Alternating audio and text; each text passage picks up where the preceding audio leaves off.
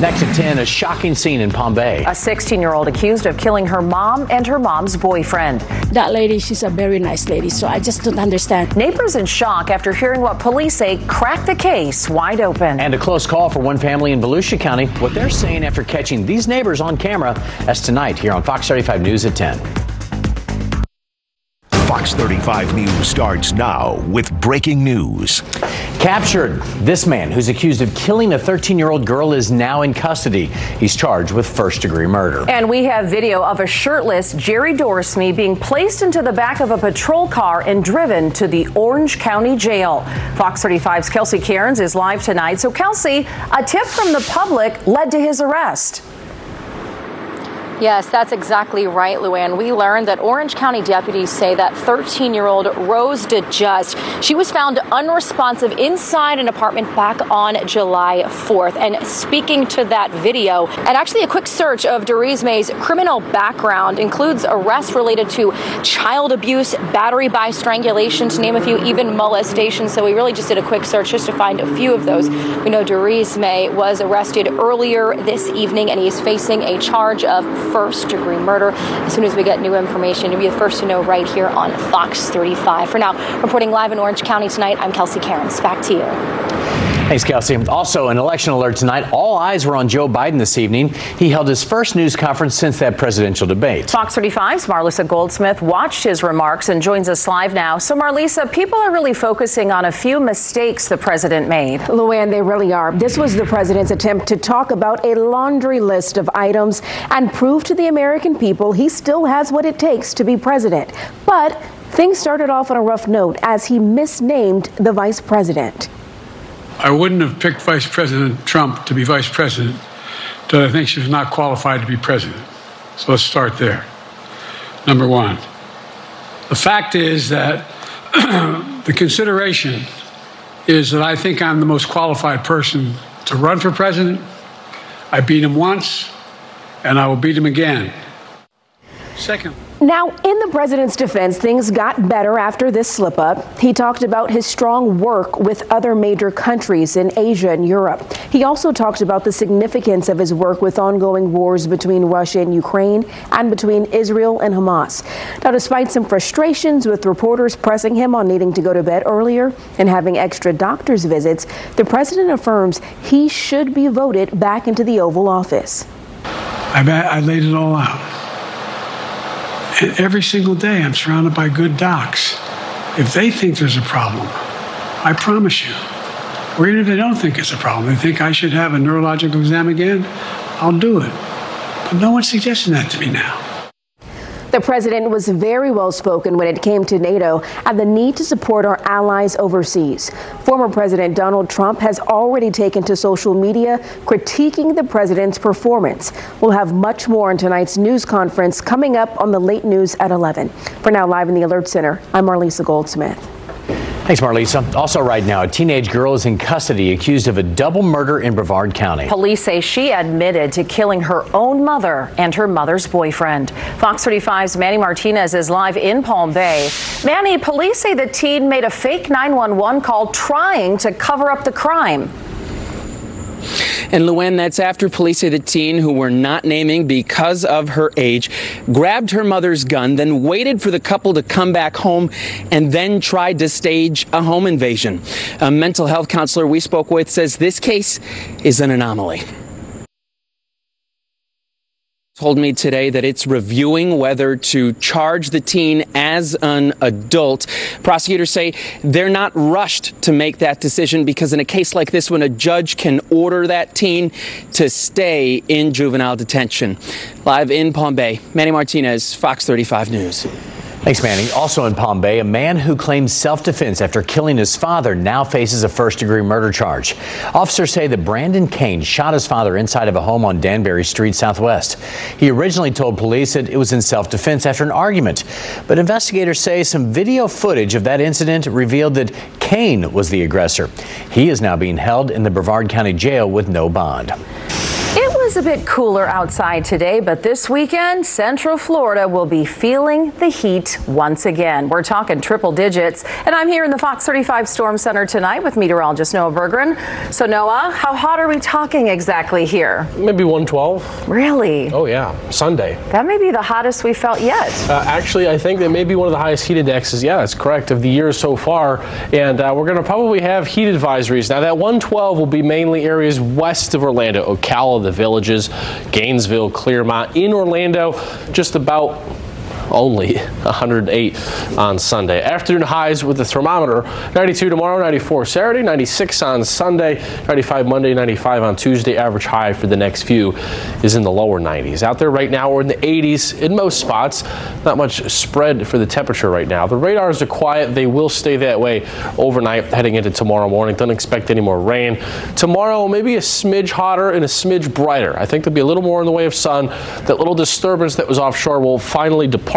So a little bit brighter for your Friday with some showers and storms that will pop up in the afternoon. I'll walk you through things hour by hour coming up.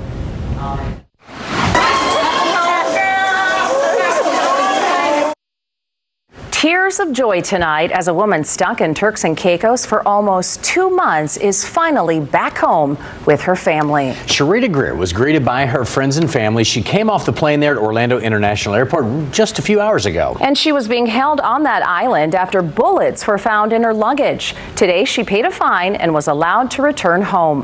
Fox 35's Hannah McKenzie is live at the airport tonight. So Hannah, you were there for all of the emotions.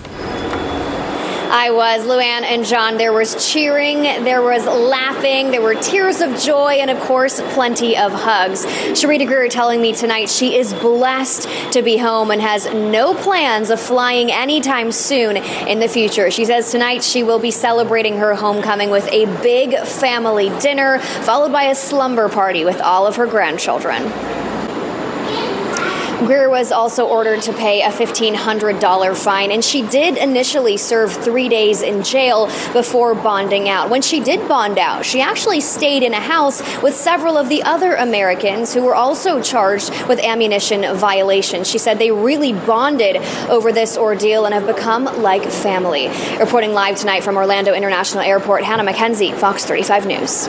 Thanks, Hannah. Also, some new images here at 10. This is the destruction left behind after an arsonist set fire to multiple cars in Palm Bay.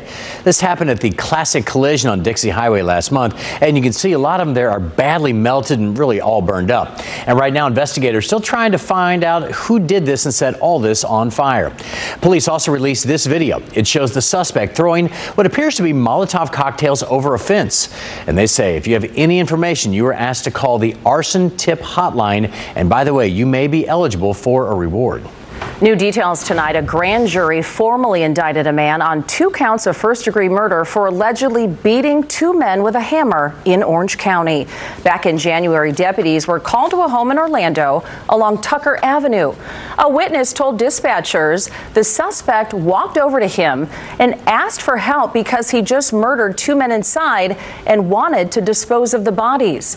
That suspect, Jose Cantorero, returned to the scene while investigators were gathering evidence.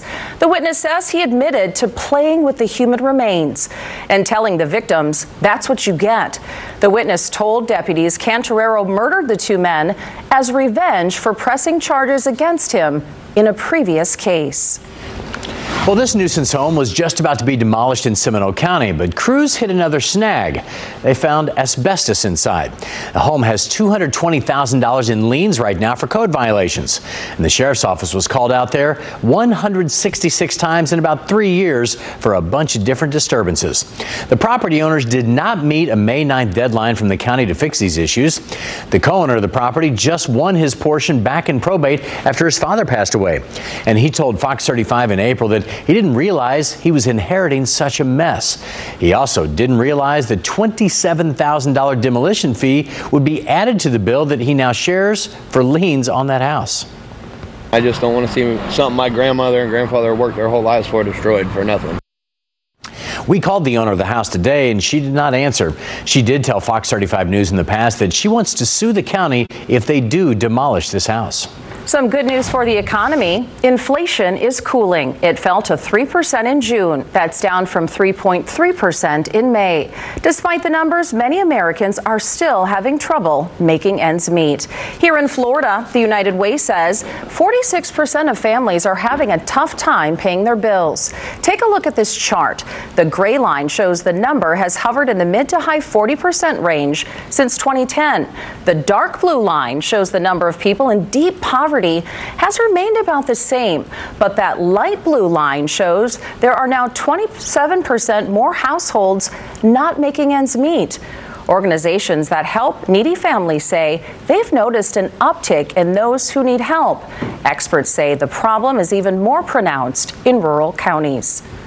Fox 35 News is just getting started tonight. Still to come, the Olympics are right around the corner, and some of the big-time track athletes are getting ready right here in Central Florida. So we catch up with a few of them as they get ready to go for the gold. And an arrest made in a violent carjacking with a little help from technology. Why officers are thanking an iPhone app. Why is everything so expensive? Why isn't everything free? Like this, Fox Local, and it's that good. You can stream Fox 35 Live. Check it out. Breaking news, of course, the weather, politics, and more. Exclusive content, and it's all on demand. Central Florida True Crime Files, We Love Florida, Central Florida Eats, and much more. And it's all free. You can watch it anywhere on a smart TV. Install it for your parents. There's so much stuff, and it's all free. Fox Local. Fox 35 News is brought to you by Morgan & Morgan, America's largest injury law firm.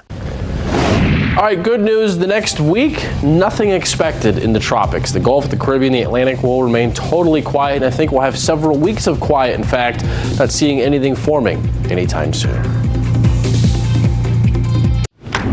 In the Fox 35 Sports Zone, the Summer Olympics are right around the corner, and some athletes are getting ready right here in Central Florida. They always do, right? Fox 35 Sports reporter Jessica Ely shows us how they're getting ready to compete on the world stage.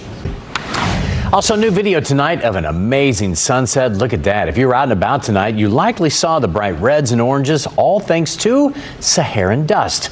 And it's going to be this way for at least a few more days, so get out there and enjoy. So pretty. I just sat there and looked at it. I just my goodness, meditated. yeah. The lake was rippling. Gorgeous. Oh, it was beautiful out there. Must have been great. Yeah, the window over here, I was watching, man. It was great from over here. There's nothing there but a wall. Well, dinner lakeside. I was out enjoying. No, sorry you had to be here. Yeah, no, what is it about the dust that makes those beautiful colors? You know, it spreads the light into red and orange, guys, more than not. So if you notice, you don't really see purple and pink as much from Saharan's dust sunsets as you do red and orange. I'm going to get out of the way so you can see all these full screen. This was from our Marion County camera earlier. This was from our Fox 35 building in Seminole County. Just a beautiful picture there. This was from downtown.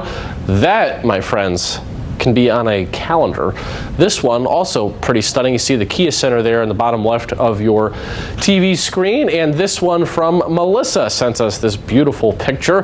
Now this is a cool photo because you can see kind of how there's different layers of the clouds in here, and remember that thinner clouds make the best sunsets. If the cloud layer is very thick, it extends 10-20,000 feet, that doesn't do any sunsets. Thin wispy clouds are what refract the light to begin with, and then you add all those particulates and dust in the air, and there you get the orange and red.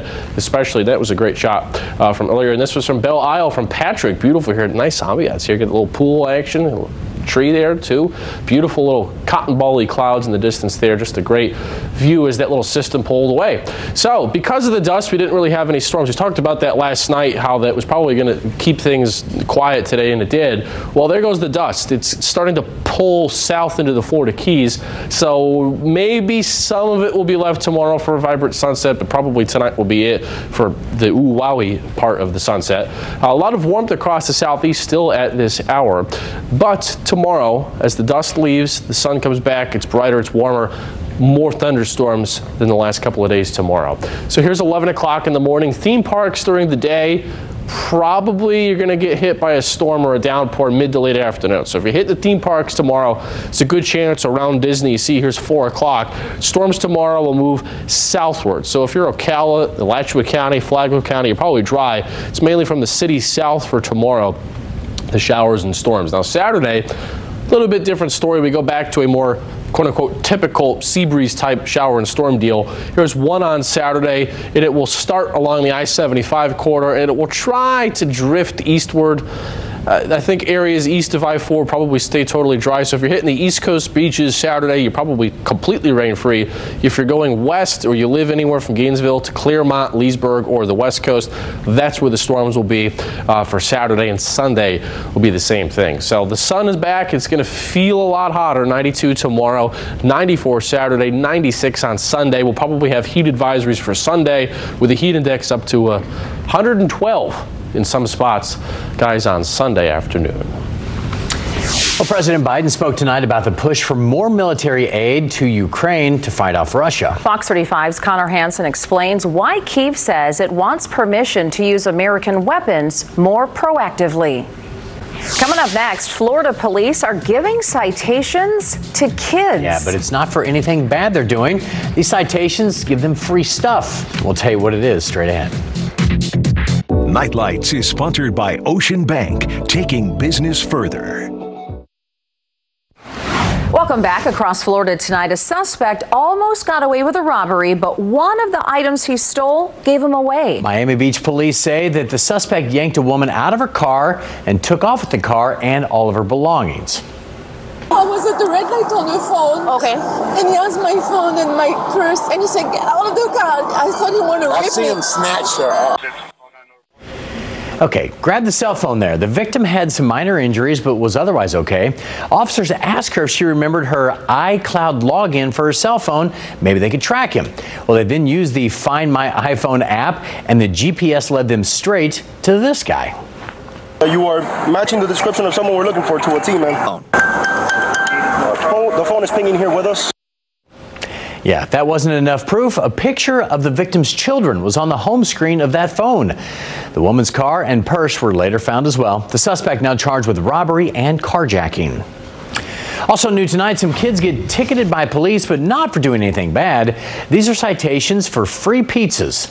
The Tampa police officers are recognizing the bikers here for using the crosswalk safely. They got good stuff for that. The program runs through the rest of the summer. If the officers see kids doing good deeds like this, abiding by the rules of the road and just generally doing the right thing, they will get that citation for the free pizza. It's all courtesy of Papa John's of the greater Tampa Bay area. And they even had their bike helmets on. They had everything going right. All the right things. I like the high fives too. All right, the late news at 11 is coming up next. Stay with us.